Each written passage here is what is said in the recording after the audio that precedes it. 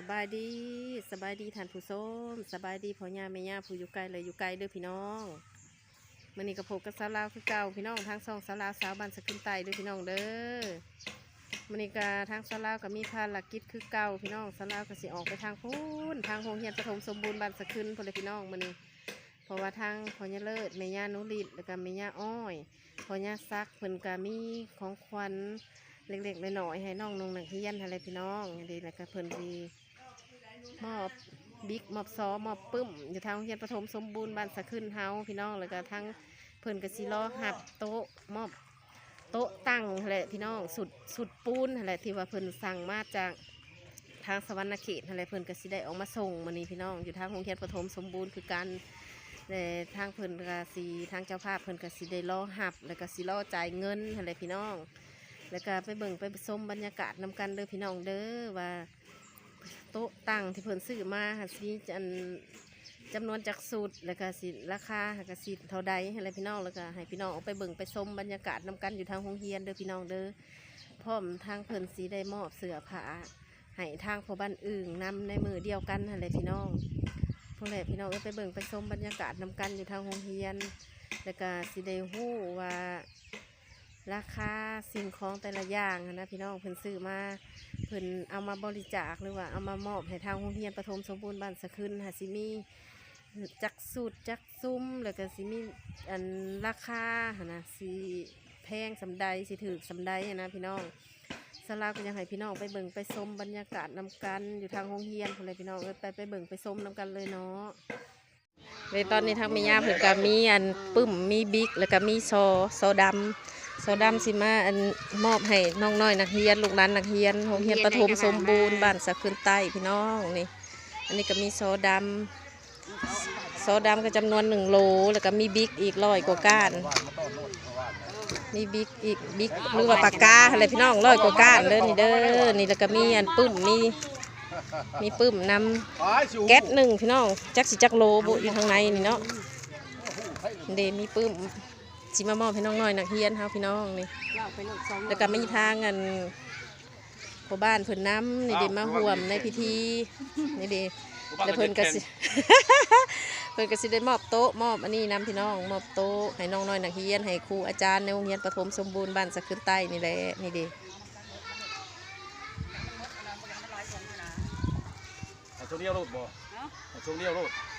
ตอนนี้กำลังสีข่าวสู่พิธี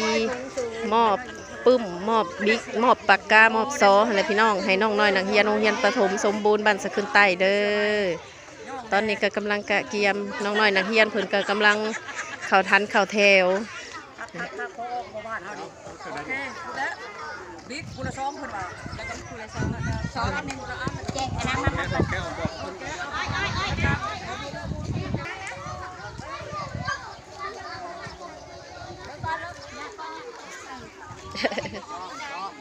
สามเณรก็มีเด้อนี่โรงเรียนประถมสมบูรณ์บ้านสะขึ้นใต้พี่น้องนี่น้องน้อยนักเรียนโรงเรียนประถมสมบูรณ์บ้านสะขึ้นใต้ก็มีจำนวนอยู่100 กว่าคนพี่น้องทางผู้หญิงผู้ชายประมาณจาก150ฮอดบ่อาจารย์ฮอดเลยเนาะหมดโรงเรียนเนาะ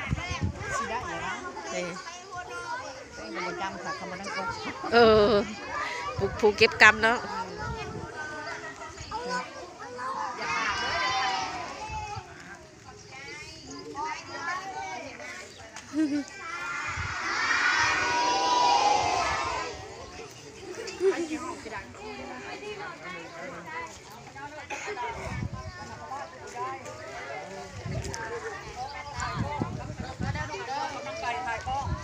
นี่ตอนนี้เพิ่นก็กำลังมอบบิ๊กมอบปึ้มมอบซอให้ลูกหลานนักเรียนโรงเรียนประถมสมบูรณ์บ้านสะขึ้นใต้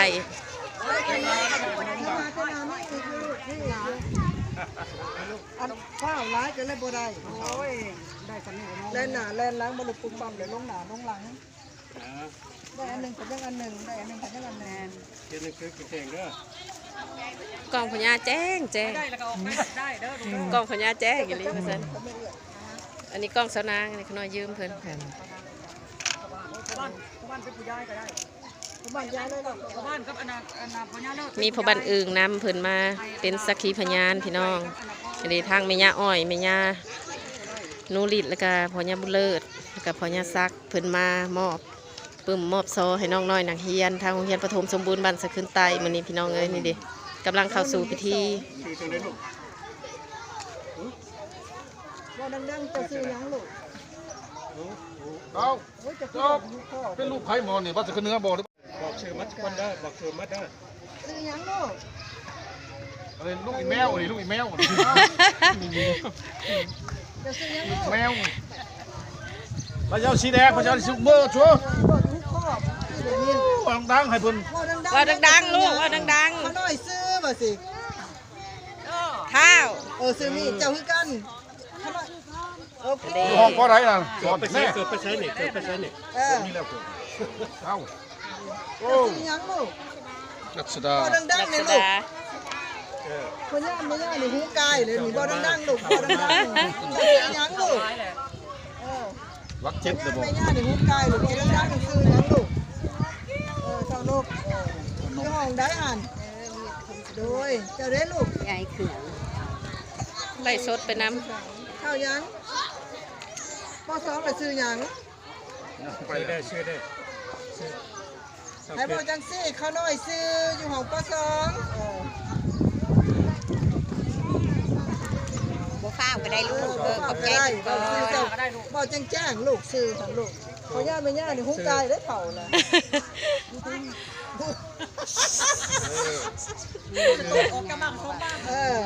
ขี้หูมันตันหูไปแย่อยู่ได้แย่อยู่ได้ ห้องห้องเด้อ บอกซื้อเลยห้องจะซื้อยังห้อง ห้อง ใด ก็ยังห้องคนหนึ่งก็คือหนึ่งคอ ห้องแบบนี้เด้อห้องแบบเราเนี่ยเด้อ ชื่อเด้ลูก ลืมซื้อเจ้าของ เป็นบอก เด็ก เป็ ยาน ย บอก ปึ่มเด้ออยู่เรียนประถมศึกษา จังสั่นแหละ เอาเด็กน้อยเข้ามาก่อนผู้ใหญ่อยู่น้ำลังเด้อเอาเด็กน้อยเข้ามาก่อนเอาเด็กน้อยเข้ามาก่อน อธิบายบ่ได้ ลูก เอาเด็กน้อยเข้ามา จะ ก่อน ได้ยิน หมอดิจิ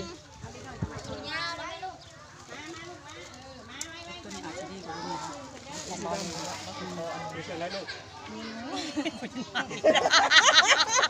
มันยังกระตาไผออกมาขออันหนึ่ง ขอมันดีขอเลย ตอนนี้มันของบาลีนะ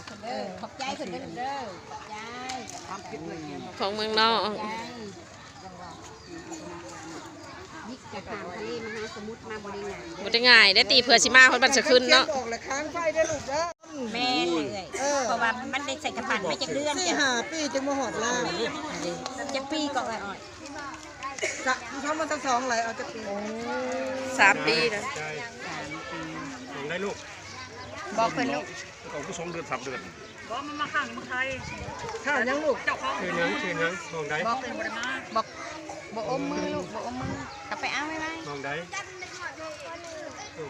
ขอบใจเพิ่นเลยลูกขอบใจเลยเบาดังๆเด้อพายอยากได้เด้อเบาดังๆเด้อขอบใจขอบใจขอบใจแม่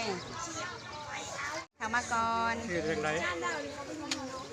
บุญทวี ป .4 ก่อนป .4 ก่อนจากป .5 อ่ะป .4 ก่อน ปหนึ่ง ป .4 ก่อนเป็นลำดับป .3 ยังมาเลยป .3 ก่อนจากป .4 เด้อป .5 สุดท้าย เปลี่ยนเถอะห้องก็หา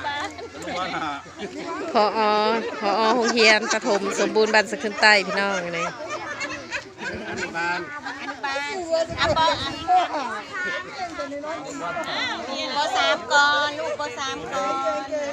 กำลังใจมาลูกมื้อนี้บ่มีขนมเด้อมื้อนี้เด้อ มื่อนี้เป้าหลายเวลาเจ้าขนมที่นี่ไว้ที่นี่ในต้นเด้อ ห้องได้ลูก โอ้ยดีใจ คนหนึ่ง ขอบใจ แต่ขนมแล้วก็ได้นมดีใจ กำลังเก็บคุณเก็บโตเด้อตอนนี้เข้ามาลูก ห้อง เข้า ได้ มา ลูก ห้องจัดแต๋วบ่ ห้องไหนชื่อไหน จัดแตวยังบ่มาบ่ ห้องจัดแต๋ว จัดแตวยังบ่ทันมาติมื้อนี้ฮะ กูจักแต่ห้องจัดแต๋ว จับลูกจับลูก บอกเอาที่อาจารย์มา นี่จับลูกมานี่มาไปแกให้ได้ไปเรียนหนังสือพิเศษเด้อ ใจ ขอบใจเพิ่นเด้อป .3 มาก่อนป จะซื้อยังลูก .3 ป .3 มาป .3 ใน มา ห้องยังแล้วก็เว้าโอ้เกิด ปอสามไม่ได้ อันนี้จะก็ว่า พ่อแม่ บอกซื้อยังทำอยู่ห้องไหนลูก เออเออ จะสั่งเลยลูก ขอบใจละ นี่ บอ แหละบอเออพูด บอกดังๆเนี่ยมันว่ากันนะคือดังยังเหงา แจกกินแจกโซอีเด้อเมียตะกุมตะกุนเด้อมีนาเลยได้ เว้ากันหลุดดังโพดเด้ มีนาเลยได้เบอร์อ้อย แม่มีนาอะไรได้บ่มีนาก็ได้ขึ้นมาก็บอกแจ้งอยู่นี่โดยบ่ได้บังนะนี่ก็เจ็บปากเลย นั่งตะคอนเด้อนั่งตะคอนเด้อเรียนเสียงกันเด้อเด้อพ่อบ้านความคิดสิเบาต่อเลยพ่อบ้านเราต่ออยู่บ่งานพ่อบ้านนี่ก็ยังมาเด้อมื้อนี้มีนาตามาหยิบเจ๊ช่วยเป็นสุขของนำเด้อขอบใจเพิ่นลูกเด้อขอบใจเพิ่นเด้อ ไม่คือบ่บอกซื้อคือบ่บอกข บ อ อง กซื้อแม่ดังๆเดี๋ยว ห้องก็ได้นี่ปอสาม ขอบใจเพิ่นเลยบ่ขอบใจเพิ่น ซื้อหยังลูกแล้วก็หอมก็ ต่อเลยเนี่ยต่อเลยซื้อลูก ดีๆได้ พ่อบ้าน มีหัวใจกันได้ แม่นพ่อบ้านก็มีหัวใจอยู่บ่ มาได้ก็ไว้ได้ก็เป็นไง นักเรียนก็หลาย มาเฮ็ดกันร้อยกว่าคนเลยเนาะ150ได้เลยเนาะกุ๊กเนาะ โอ้139 139นักเรียนจำนวน139คนพี่น้องโยงเรียนประถมสมบูรณ์บ้านสะขึ้นใต้เด้อเพิ่นก็ผู้ใหญ่ใจดีทางสหรัฐอเมริกาพุ่นแหละพี่น้องเพิ่นเดินทางมาเยี่ยมมายามบ้านยามซองแล้วเพิ่นก็มามอบของขวัญให้น้องน้อยนักเรียนกันหลายลบหลายเต่าเลยแหละพี่น้องนี่เด้มื้อนี้ก็โอกาสดีเพิ่นก็มามอบปึ้มมอบบิ๊กมอบชอพี่น้องให้น้องน้อยนักเรียนบ้านเฮา โชว์ได้ มันมีเลยผู้ใดบ่ได้จังมาเอาตื่น นั่งแต่บุ้ยเกิบนั่ง ร้านพ่อบ้านนี่บ่มีเกิบ แบบพ่อบ้าน เซ็ตบาทนี้ ขอบใจเลยบ่นาง บิ๊กเบิ้ลละนี่ ร้านพ่อบ้านบ่ใส่เกิบมื้อนี้ ยืนเป็นอย่าง อ้าวก็จะมาขายถ่านบ่สิบ่ขาย เด้มีแต่แม่ย่าคนงามแม่แม่ยายเกิดทองให้เพิ่นอยู่ดีมีแฮงเด้อสุขใจ ขนมอีกที่นี่ขนม คือดีขนมขน้อยเด้อขน้อยย่องเด้อมีแต่พวกแม่ พ่ ย่า อนี่บ่ได้พ่อนี่บ่ต้องกินได้ขนม ให้ยันตุ้ยบ่ พ่อนี่ปากหวานโพดบ่จักเนาะ ขน้อยเด้อ ร้อนเลยเว้ย ปากหวาน กินขนมค่ะ ปากหวานเลยเนาะขอบใจแม่ย่ามีแต่คนงามเด้อพูดนี่ก็ไม่เหลือแหละเอาไว้ให้ขน้อยเด้อ น้องอ้อยโคอันนั้นอ้อยจะเอาไปไหน ให้ร้านใส่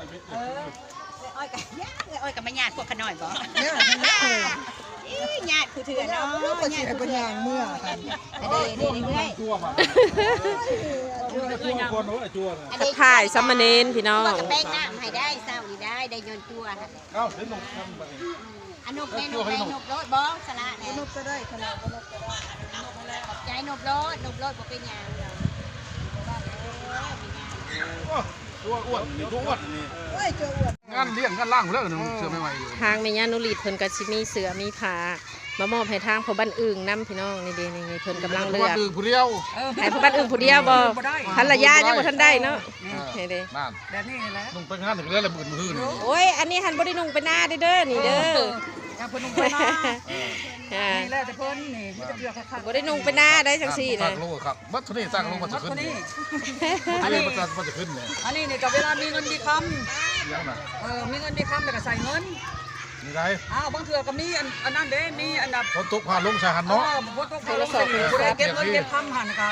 เวลาไปเวียกไปประชุมมันยังเจ้าก็ถือไปได้ใช้ได้ บ่ว่าเงินกองกลางบ่เงินอีหยังนี่ก็ใส่อันนี้ของธนาคารโดยเฉพาะนี่เด้ อันนี้ แล้วก็ โอ้เพิ่นเอาแต่ของดีเด้อมาต้อนเด้อ แล้วก็อันนี้นี่ อันเด้โอ้ยพอดีรถไปประชุม อั หั่ น น ไหนได้อันนี้บ่แม่นเก่าได้แล้วเป็นแค่จ้อง10ปี20ปีก็บ่ขาดนี่เราเอาใส่อันน่ะเอกสาร หรือว่าใส่คอมใส่เอกสารได้หมดนี่ ขอบคุณใจหลาย เดไปประชุมหรือพายไปว่าคือคัก มีไปได้คือเจ้าเด้ออันนี้นี่พิเศษ พิเศษเด้อ เอา เด้ ลง อ มา เยอะๆนั่น ลงมาเอา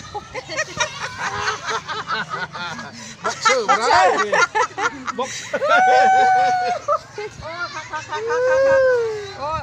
บ็อกเซอร์เขาต้อนพร้อม เอาได้ของแถมพร้อมเอา นี่ทางแม่ย่านุริตเพิ่นเดินทางมาจากสหรัฐอเมริกาเพิ่นก็มา ตุ้มก็ได้เนาะ มา อยู่เมืองนอกมายามเด้อนะครับแล้วเถื่อน เงินก็ดีใจอยู่กระดอกอยากเห็นตัวคน จะเห็นตัวครบเนาะเอาผมบอกกับใจหลายอยู่ดีมีเอง แต่ยังไม่ได้เงินเด้อสะดอก แต่เงินมาได้พี่ใหม่จะได้เงิน พี่ใหม่จะได้สะด ต้ อ อก งกับใจหลาย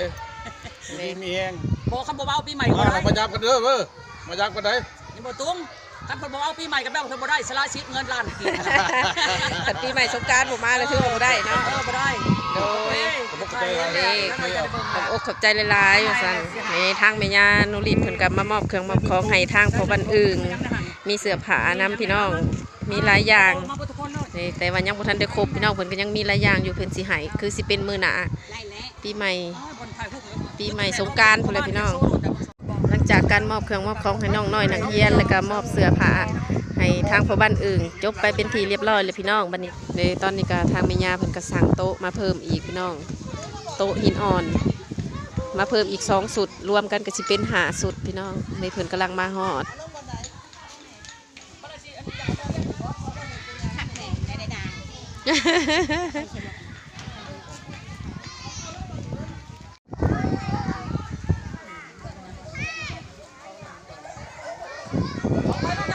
อย่ามองในลูกอย่าเบรกมันนะ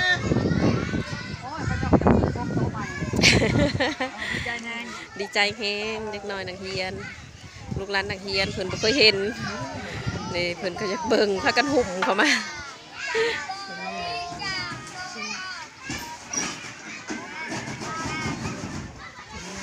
ขนาดได้บ่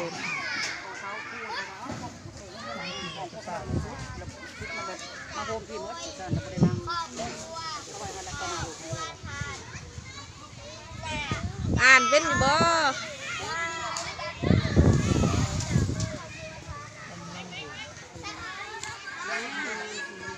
ถ้าหน้าโรเจ้าน่ะ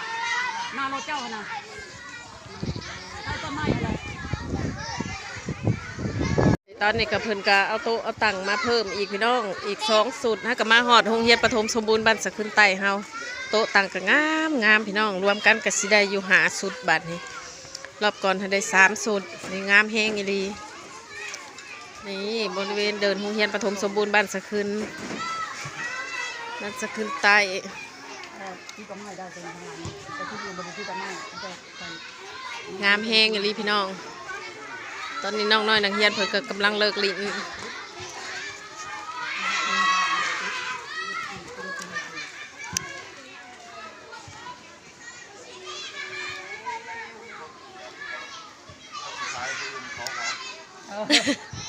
ได้แล้วจะบอกจำเป็นอันนี้เพจบุญมือมือนี่ อันนี้ก็เจ้าศรัทธาเพิ่นพี่น้องทางนี้เจ้าศรัทธาเพิ่นก็มาแต่สหรัฐอเมริกาพวกนี้นี่เพิ่นก็มีน้ำใจซื้อโต๊ะซื้อตังมาให้น้องน้อยนักเรียนโรงเรียนประถมสมบูรณ์บ้านสะขึ้นใต้ได้นั่งพักผ่อนเวลาเลิกลิ้นนี่ งานแล้วมีใบหนาใหม่แล้วบางค่ะโรงเรียนประถมศึกษามีใบหนา พอนี่คือสิดีใจหลายเนาะได้หาสุดเลย หน้าบ้าน หน้าบ้านอยู่ค่ะเด้ ใจขอบใจ น้ำเอาบ้านลูก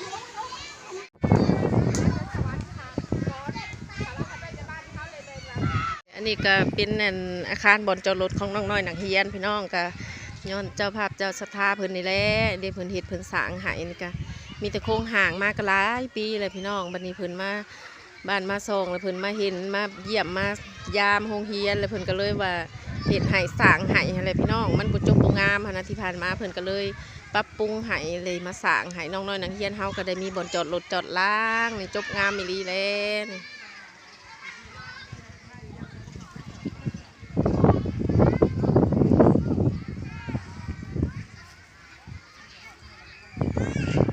โตน้องน้อยนักเรียนกับเบิ้งถูกนี่ก่อนจำก่อน ไอเดีทักเจ้าภาพเจ้าศรัทธาเพิ่นตอนนี้กับเพิ่นกำลังมอบเงินให้ค่าโต๊ะพี่น้องนี่ โต๊ะเพิ่นเอามาทางโรงเรียนปฐมสมบูรณ์บ้านสะขึ้นใต้นี่นะเพิ่นฮักก็มาฮอดเด้อนี่อันนี้ก็มีแต่เจ้าภาพเพิ่นพี่น้องนี่เจ้าภาพเจ้าศรัทธาเพิ่นซื้อมาให้น้องน้อยนักเรียนมอบให้โรงเรียนปฐมสมบูรณ์สะขึ้นนั่นแหละนี่จำนวนเท่าใดก่อนแม่ย่าจำนวน5 ล้าน2สุดนี่บ่5 ล้านโดยและรวมกันหมดเป็นเท่าใดก่อน5สุดนี่ 2 ล้านหา โอ้12 ล้าน5แสนกีบพี่น้องนี่มาหอดโรงเรียนปฐมสมบูรณ์เรียบร้อยเลยเด้อนี่ทางเจ้าภาพเจ้าศรัทธาเพิ่นขอบอกขอบใจหลายๆให้อยู่ดีมีแฮงให้มันให้ยืนโดย เจ้าของขายเครื่องคือกัน โดย เป็นใจพันใจ นี่ดีใจบ่ลูกดีใจบ่ได้โต๊ะใหม่ดีเรียนหนังสือเก่งๆเด้อดีเอา อยู่ห้องไหนอยู่บ่บอกตามอยู่ป้อยัง นี่น้องน้อยนักเรียนกับบอยแต่เอาลงมาพี่น้องเพิ่นกับพักกันนั่งชมโลดนี่ดีอกดีใจหลายเพิ่นว่า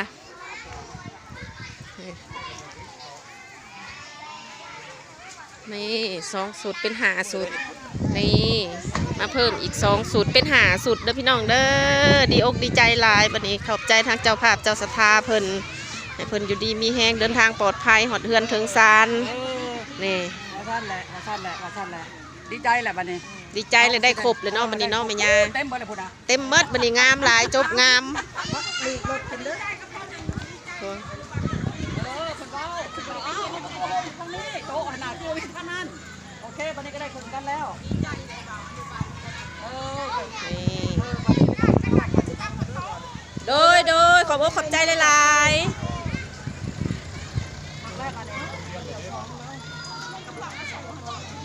บัดนี้กระทั่งเจ้าภาพเจ้าศรัทธาเพิ่นก็สิได้เดินทางเขาสวรรณเขตพุ่นเลยพี่น้องนี่ก็คำสมควรเลยพี่น้องเอ้ยนี่ก็นี่เพิ่นก็อยู่เขาอันนายสร้างเพิ่นมาส่งโต๊ะส่งตังแลนี่ดิ แลน้ำมืดมือมืดคืน เพิ่นก็บ่มันอกบ่มันใจพี่น้องเพิ่นก็อยู่ท่าจนเพิ่นมาส่งแล้วเรียบร้อยแล้วเพิ่นจังสิได้มื้ออยู่ดีมีแฮงเด้อพ่อย่าแม่ย่าเด้อให้มันให้ยืนเด้อเดินทางตลอดปลอดภัยฮอดเฮือนถึงศาลนี่ดิโต๊ะตังก็งามอีหลีหรอ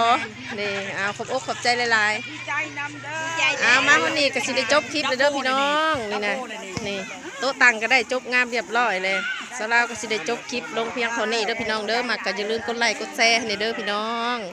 บ๊ายบายสบายดี